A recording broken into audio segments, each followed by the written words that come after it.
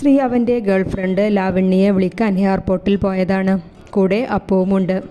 ലാവണ്യ ഒരു മിററും പിടിച്ച് ലിപ്സ്റ്റിക്ക് ശരിയാക്കുകയാണ്. നിങ്ങളിൽ ആരാണ് കാനഡയിലേക്ക് വരാൻ ഉദ്ദേശിക്കുന്നത്? അവൾ രണ്ടുപേരെയും നോക്കി ചോദിച്ചു. ഞാനാണ് ശ്രീദേവ്. ഇൻസ്റ്റയിൽ എൻ്റെ ഫോട്ടോ കണ്ടില്ലേ?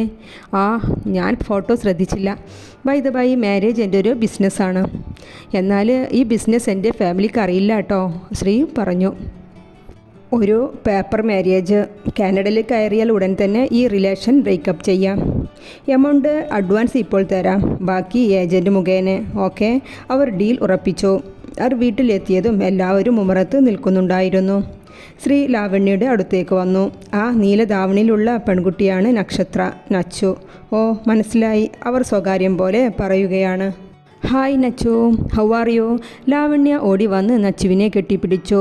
നച്ചുവും അവളെ കെട്ടിപ്പിടിച്ചു. അവർ ഒന്നിച്ച് അകത്തേക്ക് കയറി. ശ്രീ, മുത്തശ്ശൻ ഇത് പിടിച്ചാൽ എൻ്റെ പേര് പറയരുത് പ്ലീസ്. എൻ്റെ കഞ്ഞിയിൽ പാറ്റയിടരുത്, അപ്പു ദയനീയമായി പറഞ്ഞുകൊണ്ട് ലാവണ്യയുടെ ബാഗും ചുമന്ന് അകത്തേക്ക് നടന്നു. പിന്നാലെ ശ്രീയും. ശ്രീയേട്ടാ, ആ കൊച്ചിൻ്റെ വേഷം കണ്ടിട്ട് എനിക്കാകെ ദേഷ്യം വരുന്നുണ്ട് കേട്ടോ. എന്തോന്ന് വേഷമാണത്? അതിന് ആ ടീഷർട്ട് അരക്ക് താഴേക്ക് ഇറക്കിക്കൂടെ? വാരിൽ വെച്ച് കെട്ടിവെച്ചിരിക്കുന്നു. മുട്ടിന് താഴേക്കുള്ള പാവാടെങ്കിലും ഇട്ടുകൂടെ? ഇതൊരു മാതിരി. എൻ്റെ നച്ചു, നീ ഇങ്ങനെ ഹീറ്റാവാതെ. ഒരാഴ്ച കഴിഞ്ഞാൽ പിന്നെ അവൾ പോവില്ലേ? പിന്നെ അവൾ വളർന്ന കൾച്ചർ അതല്ലേ. എന്നാലും ശ്രീയേട്ടന് കണ്ടിട്ട് നാണം തോന്നുന്നില്ലേ? എന്ത്? ഓ, ഒന്നും കാണാത്തൊരു മഹാൻ.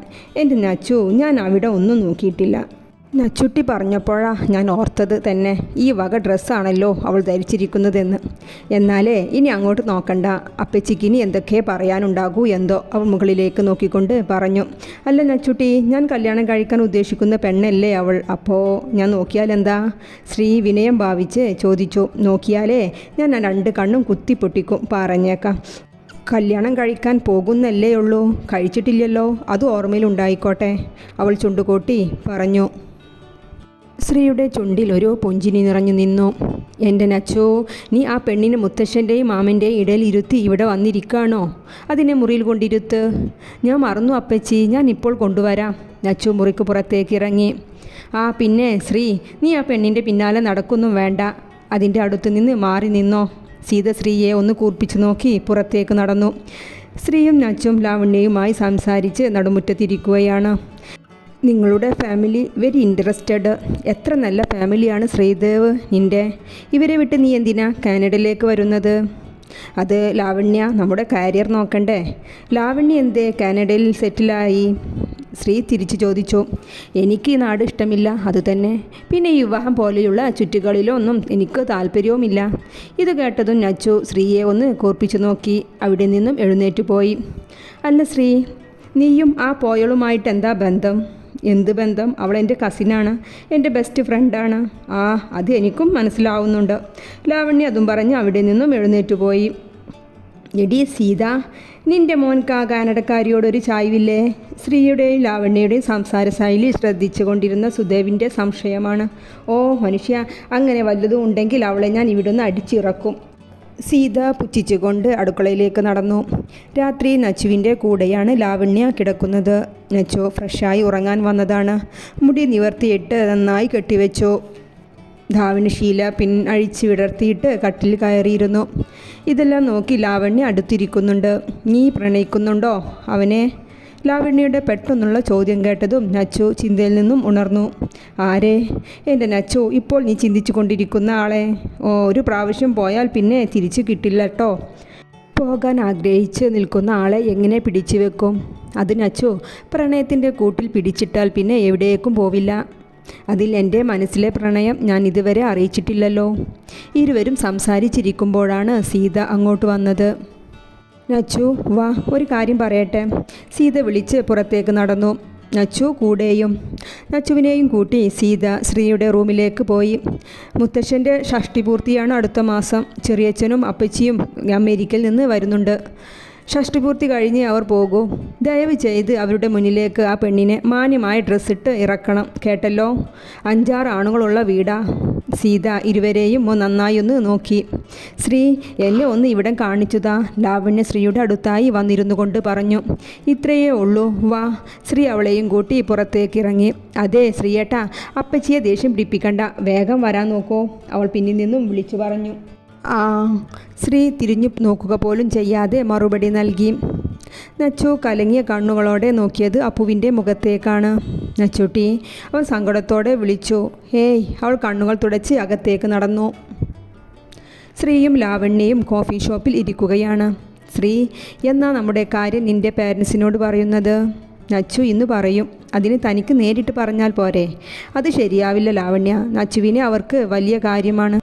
അവൾ പറഞ്ഞാൽ പിന്നെ ആരും എതിർക്കില്ല. ഓഹോ, താൻ തൻ്റെ ആവശ്യങ്ങൾക്ക് വേണ്ടി അവളെ യൂസ് ചെയ്യുകയാണല്ലേ? ലാവണ്യ പുച്ഛത്തോടെ ചോദിച്ചു. ഹേയ്, അതൊന്നുമല്ല. അവൾക്ക് എൻ്റെ കസിൻ മാത്രമല്ല, എൻ്റെ ബെസ്റ്റ് ഫ്രണ്ടാണ്. എന്നെ പറ്റി എന്നേക്കാൾ കൂടുതൽ മനസ്സിലാക്കിയിട്ടുള്ളത് അവളാണ്. താൻ പോയാൽ ബേക്കറി ഷോപ്പെല്ലാം ആര് നോക്കും? അതൊക്കെ നച്ചു നോക്കും. അവൾ എല്ലാ കാര്യത്തിലും വളരെ ടാലൻറ്റഡാണ്, അവൻ വലിയ ഉത്സാഹത്തോടെ പറഞ്ഞു. ലാവണ്യ അവനെ തന്നെ ഒന്ന് നോക്കി. പോകാം വീട്ടിലേക്ക്. ശ്രീയുടെ ചോദ്യം വന്നതും അവർ അവിടെ നിന്നും ഇറങ്ങി. അവർ വീട്ടിലെത്തിയപ്പോൾ കാണുന്നത് അകത്തളത്തിൽ ഇരിക്കുന്ന രാജീവിനെയും ഭാര്യ ശ്രീജയെയും കൂടെ മകൻ ജിതിനും ഉണ്ട്. ശ്രീജയെ കണ്ടതും ലാവണ്യ പെട്ടെന്ന് അവിടെ നിന്നും മാറി. ചെറിയച്ഛ എപ്പോൾ വന്നു? ആ ശ്രീ, ഞങ്ങൾ വന്നിട്ട് കുറച്ച് നേരമായി. ജിത്തു. ശ്രീ അവൻ്റെ അടുത്തേക്ക് ചെന്ന് ഇരുവരും കെട്ടിപ്പിടിച്ചു. ശ്രീയേട്ടാ, ലാവണ്യ എവിടെ? ലാവണ്യ, അവൻ പറഞ്ഞുകൊണ്ട് തൻ്റെ ബാക്കിലേക്ക് നോക്കി. അവിടെ അവളുടെ പൊടി പോലും കണ്ടില്ല. എൻ്റെ കൂടെ ഇപ്പോൾ ഉണ്ടായിരുന്നല്ലോ. അവൻ ചുറ്റും നോക്കി. മോളെ നച്ചു, കല്ലു ചേച്ചിയോട് ഇവർക്ക് കുടിക്കാനുള്ളത് എടുക്കാൻ പറയൂ. സീത അവരുടെ സംസാരം ഇഷ്ടപ്പെടാതെ നച്ചുവിൻ്റെ ശ്രദ്ധ മാറ്റാൻ വേണ്ടി പറഞ്ഞു. പിന്നെ വിരുന്നുകാരെ സൽക്കരിക്കുന്ന തിരക്കിലായിരുന്നു അവർ. അവരെല്ലാം ഫുഡും കഴിച്ച് അകത്തളത്തിൽ ഇരിക്കുകയാണ്. ജിത്തു ഏട്ടാ, മുത്തശ്ശൻ വിളിക്കുന്നു. നച്ചു അവനെ വിളിച്ചുകൊണ്ട് അവിടേക്ക് വന്നു. നച്ചുട്ടി മോളെ, നിൻ്റെ ഇൻ്റർനാഷണൽ ഫ്രണ്ട് എവിടെ? സുദേവൻ അവളോട് ചോദിച്ചു. ഞാൻ വിളിച്ചിട്ട് വരാം മാമ. നച്ചു ലാവണ്യയെ വിളിക്കാനായി റൂമിലേക്ക് പോയി. ഈ സമയം ലാവണ്യ അവളുടെ പെട്ടി പാക്ക് ചെയ്യുന്ന തിരക്കിലാണ്. ഓടി ഓടി അവളുടെ ഡ്രസ്സെല്ലാം പെട്ടിയിൽ നിറക്കുകയാണ്. ശ്രീജയുമായി അവൾക്കുള്ള ബന്ധം. ഈ ശ്രീജ പ്രായത്തിൽ 50 വയസ്സ് ആണെങ്കിലും ക്രോപ്പ് ടോപ്പും പാൻറ്റും ഇട്ട് നടക്കുന്ന ഒരു മോഡേൺ സ്ത്രീയാണ്. മുടിയെല്ലാം കളർ ചെയ്ത് അമേരിക്കക്കാരിയെ പോലെ ആയിട്ടുണ്ട്. അവൾക്ക് കേരളത്തിലെത്തിയപ്പോൾ അവിടുത്തെ എല്ലാത്തിനോടും പുച്ഛമാണ്. ലാവണ്യ കുറച്ചു കാലം അമേരിക്കയിലായിരുന്നു. അവിടെ ഓരോ തട്ടിപ്പുകളും നടത്തി ജീവിക്കുകയായിരുന്നു. അന്ന് അവൾ താമസിച്ചിരുന്നത് ഈ ശ്രീജയുടെ വില്ലക്കടുത്താണ്. ലാവണ്യയുടെ എല്ലാ കള്ളത്തരങ്ങളും ഇവർക്ക് അറിയാം. നച്ചു മുറിയുടെ വാതിൽ മുട്ടി. ശബ്ദം കേട്ടതും ലാവണ്യ വേഗം മൂടിപ്പുതച്ച് കിടന്നു. ലാവണ്യ, നച്ചു വിളിച്ചുകൊണ്ട് വാതിൽ മുട്ടിക്കൊണ്ടിരുന്നു. വാ നച്ചു, അവൾ അവശതയോടെ പറഞ്ഞു. നീ കിടന്നോ? ആ നച്ചു, എനിക്ക് തീരെ വയ്യ, വയറ് വേദനിക്കുന്നു. പുറത്തെ ഫുഡ് പറ്റിയില്ല എന്ന് തോന്നുന്നു. അയ്യോ, ഹോസ്പിറ്റലിൽ പോണോ? വേണ്ട വേണ്ട, എനിക്ക് ബ്ലാക്ക് ടീ കിട്ടിയാൽ മതി. നച്ചു, ഭേദമായിക്കൊള്ളും, അവൾ ആ കിടപ്പിൽ തന്നെ പറഞ്ഞു. നച്ചു, ആ ഗസ്റ്റ് എത്ര ദിവസം ഇവിടെ ഉണ്ടാകും? അതോ അവർ മുത്തശ്ശൻ്റെ ഷഷ്ടിപൂർത്തി കഴിഞ്ഞേ പോകൂ? 1.5 മാസം ഉണ്ടാകും. ഓ, അവൾ തിരിഞ്ഞു കിടന്നു. നച്ചു ഡോർ അടച്ച് താഴേക്കിറങ്ങിപ്പോയതും ലാവണ്യ റൂമിൽ ലോക്ക് ചെയ്തു. അവളുടെ പെട്ടികളെല്ലാം പാക്ക് ചെയ്ത് റെഡിയാക്കി വെച്ചു. നച്ചു, ശ്രീ അവളെ വിളിച്ചുകൊണ്ട് അടുത്തേക്ക് വന്നു. ലാവണ്യ എവിടെ? ആ മാരണ റൂമിലുണ്ട്. ഹേയ്, അത് മാരണമല്ല, എൻ്റെ ഫ്യൂച്ചറാണ്. ഓ, എന്നാലേ അങ്ങയുടെ ഫ്യൂച്ചർ വയറ് കേടായി കിടക്കുന്നുണ്ട്, പോയി ശുശ്രൂഷിക്ക്. നച്ചു പുച്ഛിച്ചുകൊണ്ട് തിരിഞ്ഞു നടന്നു. അയ്യോ, പോവല്ലേ നച്ചു, ഞാൻ എങ്ങനെ അവളുടെ അടുത്ത് പോകും? അമ്മ കണ്ടാൽ യുദ്ധം നടക്കും. എനിക്ക് വേറെ പണിയുണ്ട്, തന്നെ നോക്കിയാൽ മതി. അവൾ ഇടുപ്പിൽ കൈകുത്തി അവനോട് പറഞ്ഞു. നച്ചു, അവൾ നമ്മുടെ ഗസ്റ്റ് അല്ലേ? അവൻ ദയനീയമായി പറഞ്ഞു. അതെ, നമ്മുടെ അല്ല, ശ്രീയേട്ടൻ്റെ മാത്രം ഗസ്റ്റ്. ഞാൻ പോവാണ്. ശ്രീയേട്ടൻ പോയി അവളെ നോക്ക് പ്ലീസ് നച്ചു. അവൻ അവളെ വിളിച്ചുകൊണ്ടിരുന്നു. നച്ചു കേൾക്കാത്ത പോലെ അടുക്കളയിലേക്ക് പോയി. ശ്രീ അവിടെ തട്ടിമുട്ടി ആരുമില്ല എന്ന് ഉറപ്പുവരുത്തി ലാവണ്യയുടെ അടുത്തേക്ക് പോയി. അവന് വാതിൽ മുട്ടി അകത്തേക്ക് കയറി. ഹായ് ലാവണ്യ, നച്ചു പറഞ്ഞു തനിക്ക് വയ്യെന്ന്. ആ ശ്രീ, ഫുഡ് വയറ്റിൽ പറ്റിയില്ല, നല്ല വയറുവേദനയുണ്ട്, റെസ്റ്റ് എടുത്താൽ മാറും. അവൾ ക്ഷീണത്തോടെ പറഞ്ഞു. ഓ ഓക്കെ, താൻ റെസ്റ്റ് എടുക്ക്. അവൻ അവിടെ നിന്നും പുറത്തേക്ക് പോകാൻ നിന്നപ്പോഴാണ് റൂമിൻ്റെ ഒരു സൈഡിൽ പെട്ടി പാക്ക് ചെയ്ത് കാണുന്നത്. എന്താ ലാവണ്യ, ബാഗെല്ലാം പാക്ക് ചെയ്തത്? ഓ അതോ, ഗസ്റ്റ് വന്നതല്ലേ, അപ്പോൾ രാവിലെ നച്ചുവിൻ്റെ റൂമിലേക്ക് മാറാമെന്ന് കരുതി. ഓ എന്നാൽ ശരി, താൻ റെസ്റ്റ് എടുക്ക്. ശ്രീ അതും പറഞ്ഞ് പുറത്തേക്ക് ഇറങ്ങി. നച്ചു, ലാവണ്യക്കുള്ള ഭക്ഷണം കൊടുത്തോ നീ? ശ്രീ ചോദിച്ചുകൊണ്ട് അടുക്കളയിലേക്ക് വന്നു. ദേ ശ്രീയേട്ടാ, എനിക്ക് 2 കയ്യേ ഉള്ളൂ. ഇനി ഏട്ടൻ്റെ ഫ്യൂച്ചറിനെ സ്വയം നോക്കിക്കോ. എന്താ ഇവിടെ നച്ചു, നിനക്ക് കിടക്കാനായില്ലേ? ആ അപ്പച്ചി, മുത്തശ്ശനുള്ള കഷായം ചൂടാക്കുക. അല്ല, നിൻ്റെ കൂട്ടുകാരി എവിടെ? അത് ആ നച്ചു പറയാൻ നിന്നതും അമ്മ, അവൾക്ക് ശരീരത്തിന് തീരെ സുഖമില്ല. ശ്രീ ശ്രദ്ധിക്കാതെ സങ്കടത്തോടെ പറഞ്ഞു. സീത അവനെ കൂർപ്പിച്ചൊന്ന് നോക്കി. മോനെ, നിൻ്റെ പോക്ക് എങ്ങോട്ടാണെന്ന് അമ്മക്ക് മനസ്സിലാവുന്നുണ്ട്.